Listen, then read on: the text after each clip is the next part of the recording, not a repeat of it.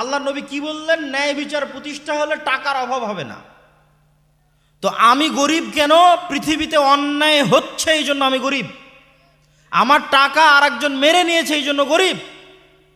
ব্রিটিশরা যখন পাক ভারতে প্রবেশ করে তখন সারা পৃথিবীর জিডিপির 30% ছিল, সারা পৃথিবীর জিডিপির 30% ছিল বাদশাহ আলমগীরের ভারত।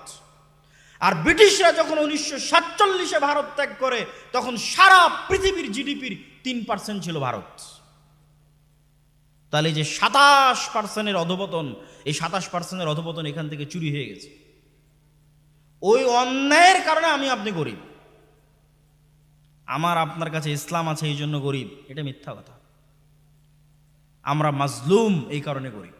সুদ, জুলম। এই যে গত 16 বছর কত হাজার কোটি টাকা যেন পাচার হয়েছে, সম্ভবত 80,000 কোটি টাকা পাচার হয়েছে। এই 80,000 কোটি টাকা কি আমার আপনার নয়? আমার আপনার। তাহলে ওই 80,000 কোটি টাকা পাচার হওয়ার কারণে তো আমি আপনি গরিব। এরকম প্রত্যেক সেক্টরে যে ন্যূন থেকে ন্যূনতম দুর্নীতি হচ্ছে, ওই প্রত্যেকটা দুর্নীতির কারণে আমি আপনি গরিব হচ্ছি। যেখানে ঘুষের লেনদেন হচ্ছে 500 টাকা, ওই 500 টাকার কারণে সারা বাংলাদেশের মানুষ 500 টাকার গরিব হচ্ছে।